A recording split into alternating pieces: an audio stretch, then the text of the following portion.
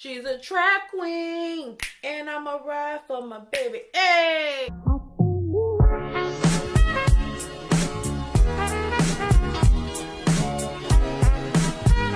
Beautiful people, how are you today? It's your girl, Carla. I am happy to see you in the land of the living and not the deceased. Y'all, did y'all watch Iyanla fix my life last night? Man. These trap queens, honey. The whole damn family trapping. The whole damn family was known for dating dope boys. Hell, the mama married a dope boy. But anyway, let's just talk about it because it was a really, really good episode. What number we on? Season 7, episode 7, y'all. Let's get into it. Let's talk about it. Y'all ready to jump down in these comment sections and get it popping? Alright, so let's talk about the family, okay? We have Shintaro, Annette, and Anne, okay? This whole family, the mother, name is Annette. She married a dope boy. Anne is the sister who, unfortunately, this incident took place at her house. She was dating a dope boy. And Shintaro, is her sister. And she was dating a dope boy as well in her day, I guess. And essentially, people were murdered in this home invasion / birthday party. And they also were shot and damn near died. Okay, so you guys, my notes say that basically Anne was dating a dope boy back in 2006. Yes. And it was a home invasion on a birthday party. So the cousin name was Carla, and her, she wanted to have a birthday party at Anne's house. Now, like I said before, Anne was dating a dope boy. So it was a home invasion. They ran in on the birthday party, and essentially Carla and her 2 kids were murdered, and Anne and her sister Shintaro were also shot, as well as Shintaro's children were shot, and her son was, unfortunately, he lost an eye, so he has a prosthetic eye, and her daughter has parts of her skull missing as a result of this home invasion. All right, so that's the backstory. The sisters, unfortunately, have not talked in almost 10 years. Almost 10, no, I'm sorry. No, 5 years. They haven't talked in 5 years about the incident. And today they, the sister Anne wrote to Iyanla basically because she wants some closure with her family. She wants to talk and speak about the incident and with her sister, but it's hard. It's hard, and she doesn't know how. So that's why she wrote in. Okay, so that's the backstory. Their father was a dope boy. So in all actuality, they know this life. This life is normal to them. The mother married a dope boy. Of course, he hid it. He was an old school dope boy. So if y'all don't know what back in the day, the old school dope boys used to have regular jobs in case the feds was watching. Okay, they would have regular jobs, and her dad led a construction job. However, he sold at work, and the mother knew he was selling at work, and she was okay because it was benefiting her.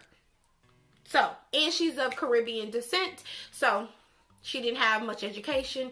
She basically latched on to this lifestyle, and it helped her win. And that's basically what happened, okay? Y'all, so we start with Anne. Anne, this was a hot mess, y'all, because Anne, like, okay, oh, y'all, and let me tell y'all, Iyanla had a new wheel today, y'all. She had the medicine wheel. And I was like, what the hell? So y'all, she had made up this Ouija board type of thing, and she spins it, and she's like, let's talk about this. Let's talk about anger. Let's talk about, grief, type of thing. So she started with Anne, and Anne regrets her lifestyle. Anne regrets dating the dope boy. She regrets the house and the lifestyle that she led. And Ann told her story of she was a stripper, y'all, for 9 years. Okay. And then she went from being a stripper to a trap queen. And she tells the story of her dad. They were like, you know, Iyanla was like, where was your dad? And she was like, in prison. He went to prison when she was 16. So Iyanla was like, okay, wait a minute. You went from your dad being in prison to you on a pole in 2 years. And she became one of them old ass strippers, because you stripping for 9 years. Girl, that pole, girl, you ain't making enough money in like 4 to get your life. Like, but anyway, she goes from stripping to the trap queen. She dating a dope boy. The dope boy, and she's living that dope boy lifestyle because, let's be honest, that's what she grew up in. Her dad was a dope boy who ended up going to prison, and that's what she know, as well as her sister. This is normal to them. She says that her dad would take her out of town with him, and as he ran them things and ran them numbers and did that work, she was right there. And she was like, you know, Iyanla was like, did your mom know that your dad was? Yeah, she knew. She was okay with her going. She was learning the family business, basically. Shit, that's how I felt. And I was like, okay. And then the mother, y'all, what was really sad, it was 2 things that were sad about this experience. It was the people that were hurt and the things that they said. Like Tony, in the end, he was discussing his experience with having a prosthetic eye and the judgment. And it was also the cousin Carla. Yes, thank you, baby. It was the cousin Carla's last words, which was I knew I shouldn't have come. This is what I get. And those were her last words before she was murdered, because the gunmen in the trial said, I guess they asked him, do you remember her last words? And she said, he basically recounted the same thing that Ann heard, which was, I knew I shouldn't have come here. This is what I get. And she was murdered with her children. Now, if that ain't sad, I don't know what is. Like, that's terrible. And you gotta have guilt, because everybody, like, her kids survived, and kids wasn't there during the incident. They weren't there. They were with their dad, and the other one was older. She was coming later, but her kids weren't there. But Shintaro children were there, and the cousin Carla kids were there, and everybody who was basically there got hurt. And in the end, Carla and her kids are deceased. They're gone. They dead. Shintaro is a caretaker of her kids because they're basically disabled. And Ann, you left to lead a regular life. You can go on vacations, you can kick it, you can pop bottles still. Everybody else suffering, but you the only one that ain't suffering, and all this shit happened in your house. So yeah, I will have some heat on it. I will have a little anger too. I do agree a bit with the anger, because I would feel some type of way too if that was my child. Sorry. Iyanla moves on to the Caribbean mother. And y'all, the Caribbean mama, she was like, I knew everything was wrong. I knew everything was good. I just knew everything my husband was doing was wrong. But I had nowhere to go. I had a 10th grade education, and I came up off of the lifestyle, and I regret it. And then she killed me. She says, I became a nurse, a correctional officer nurse. And she said it was my way of paying back debt to society because of my husband. You failed your kids. You taught them that trapping, that dating these dope boys, and having essentially putting your kids in your household in danger was okay. And then the most logical thing you could do for work was be a correctional officer. Correctional nursing nurse. I'm gonna get off that lady. I'm gonna get off of her because she retired. But the daddy, it's not like the daddy didn't go in and out of prison. He did. So I don't know how much difference. I don't know how much difference you thought you were making. And then not only that, but your grandson Tony, you weren't telling him the truth about the ordeal he was in and how he got shot and how much you knew or didn't know, because in the end you actually were honest and said your husband, his grandfather was a dope boy and you knew and was in on it at times. I'm like, whoa, when she said it, I was like, oh, so you were okay with what they were doing, holding the weight, moving bricks, basically, mama. That's how I'm taking it. I don't know how y'all taking it, but that's how I took it. So I said, okay, but look what all this got you. Y'all, I mean, and then she says, I kind of feel responsible because Carla was there at this hot spot of a house that I knew was hot. We all knew that the house was hot, and I feel responsible for her and her children's death as well.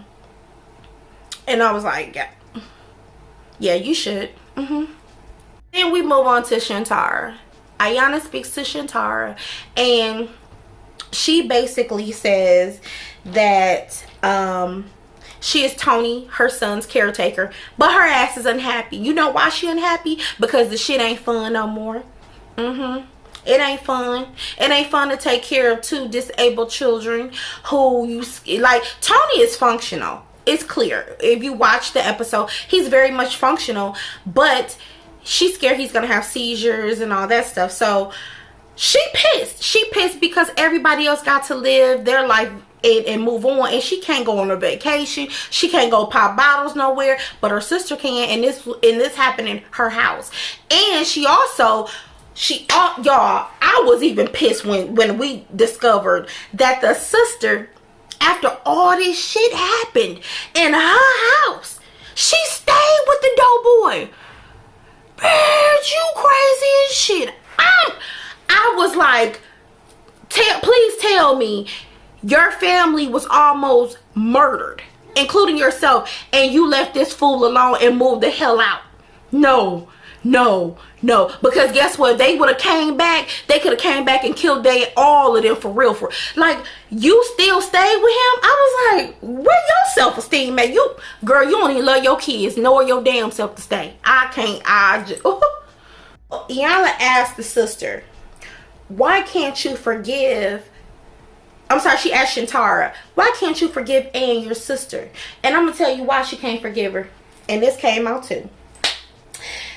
She can't forgive herself for the lifestyle that she led with the dope boys and all that. She can't forgive herself.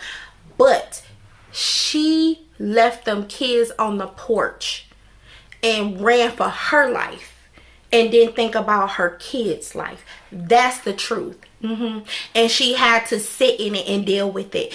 Her sister came out the house and said, they trying to kill us, basically. Run, Shintaro, run, Tara, run. Instead of her snatching up her kids and running, she left her kids on the damn porch and hid it. And that's how her son and her daughter got hit the way they did. They got hit that bad. Because she hit it. She got hit in her neck. That's what she said. She got shot in her neck. But them kids, way worse. And they were little. Because that little boy, I think he was like 4. And he's now 18.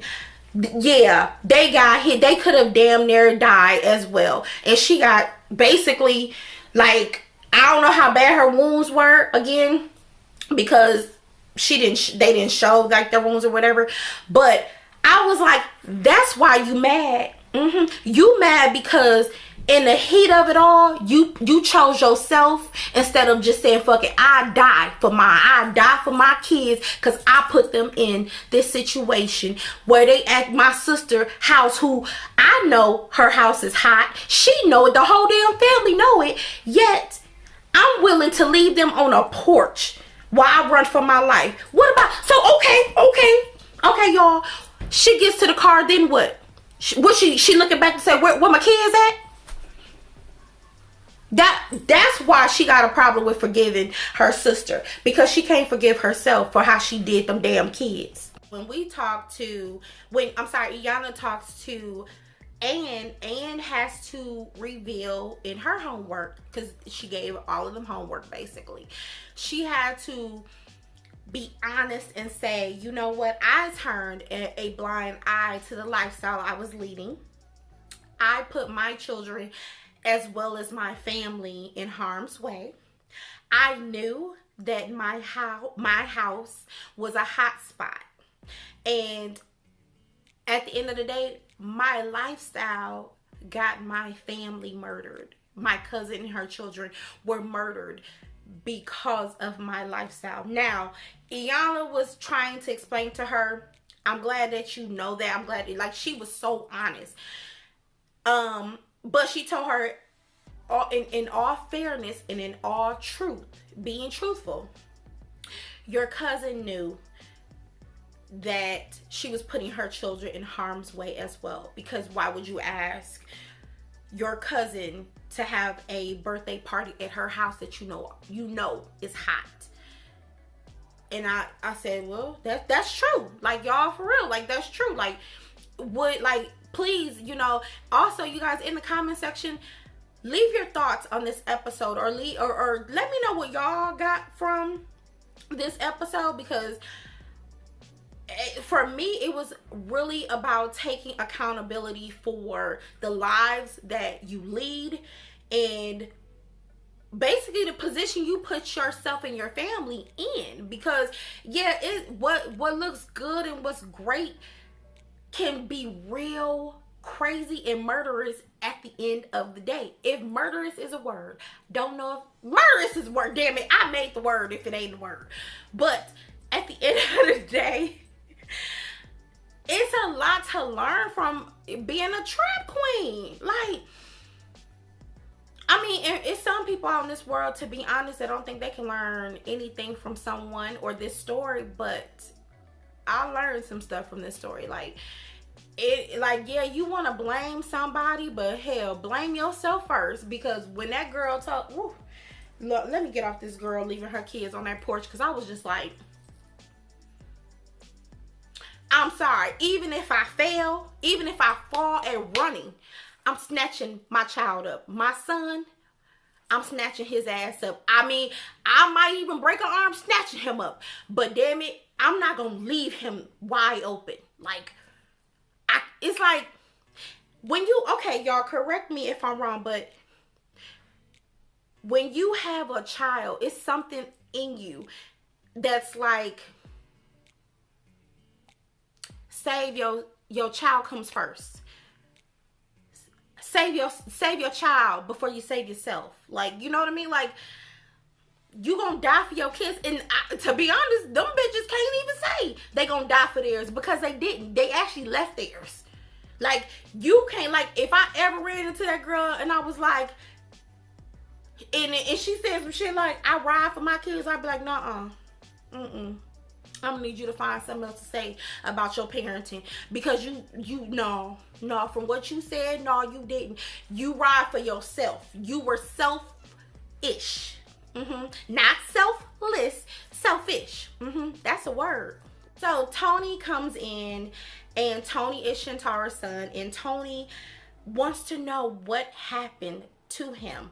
And he reveals that they don't know how I feel about having one eye, and the struggles and the conversations he hears, and he's pissed about being different and special. And he also says that he prays for his family and healing, and he ultimately wants to go to seminary school. And I was like, God bless you. Yes, God bless you. His spirit is so, it's almost like lamb-like.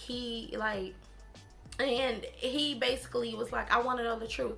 So she says, okay, you're going to learn the truth today. You're going to learn the truth about why you lost your eye. And that's exactly what they did. They came in and they sat with him, and they explained their all of their positions and revealed to him that he got shot and he lost an eye because of their lifestyle, because of their carelessness. And the one thing the mother did not say, though, she did not say, I left you on the porch and I ran for safety, and that's why you were shot the way it is. She didn't say that. She just said, my lifestyle and your father was a dope boy. And he said, my father was a dope boy? I didn't even know my father was like that. He was like, well, thank God I'm not like him. I was like, oh, I guess the father changed. Or maybe he just don't know that side of his father. Or maybe his father did change over the year. Maybe he was a dope boy and he got out the game and now he's real legit and he don't have that type of relationship or see that in his father. But he was told the truth. And the things that he said, it was like, it made you want to cry, because he was like, y'all don't understand my hurt and people looking at me and staring and how I feel. And his aunt Ann was crying because she said, I never heard him express himself like that ever. And Iyanla had to say, that's because y'all don't talk about your feelings. That's because you guys walk around here and y'all don't deal with y'all shit. Y'all just, if it happened, it happened, and y'all want people not to just keep discussing it or get over it. And that just not how that works. It doesn't work like that. So basically, he prayed and he got his answers about what happened to him. And in the end, the grandmother had to reveal that she didn't protect her kids. She never protected her kids. She was for herself as well, because she knew what her father did. She knew the jeopardy she put her kids in. Her house was also a hot spot when they were growing up. And all of this that they're going through is so normal to them. The trapping, the getting this money, getting it how you live, all this is so normal to them. They don't know about work. They don't know about being tired, or they don't know about that. All they know about is getting that fast money and or dating someone who can supplement the lifestyle that they're used to leading. So it's unfortunate that their family members were lost in this situation, but I don't know, y'all tell me what y'all thought about the episode. I know the sister felt like she think that they should go to some type of trauma therapy, and I said, yeah, y'all do, and you guys need to continue to go to therapy, because for some reason I feel like, yes, this is just the start of the conversation, but you guys need to understand why your mother stayed through all this mess, so that y'all can kind of get into the depth of why y'all stay and why you guys choose these men. Because y'all don't want the 9 to 5. Y'all want the trap boy. Y'all want the dope boy. Y'all want the 1, 2 in the morning, pager. Oh, I'm sorry. Back in my day, it was the pager going off. But now y'all want multiple phones going off, and yeah, y'all want that. And you gotta kind of figure out why you want that. Okay? But that was Iyanla Fixed My Life, season 7, episode 7. Y'all, let me know what you guys thought about the episode. It was really deep. It was really traumatic, and I wish that family the best. But for my young viewers who have watched this episode, or even if you don't watch Iyanla Fixed My Life, I don't know tell me what you can take from the trap queen lifestyle. Because, we listened to a whole family damn near say they almost got murdered over this lifestyle. So if you still want to be in this lifestyle, or if you were in the lifestyle, let me know what you took, or why are you staying in this type of lifestyle, and we'll go forward from there. But you guys, this is my review. My name is Carla. Please like, comment, share. I would have really appreciated it. Y'all know Housewives of Atlanta comes out. What is that? The 6th? Yeah. Housewives of Atlanta comes on. Power comes on. So we got some good stuff coming out, y'all. But until next week, I'll see you guys soon. Please don't forget to subscribe to my channel if you haven't already. And I will see you guys soon. Have a great day. I love y'all. Bye.